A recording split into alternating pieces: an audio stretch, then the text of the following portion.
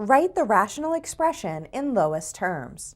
Negative 15 times x to the 6th times y to the 4th, all divided by 5x to the 4th times y.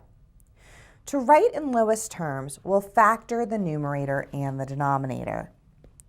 In the numerator, we can rewrite negative 15 as negative 3 times 5. We then have x to the 6th times y to the 4th. In the denominator, 5 is prime, so we still have 5 times x to the 4th times y. Now we divide out common factors. We have a common factor of 5 that we can divide out from the numerator and denominator. We have a common factor of x to the 4th in the numerator and denominator, leaving x squared in the numerator, and we have a common factor of y in the numerator and denominator, leaving a factor of y cubed in the numerator.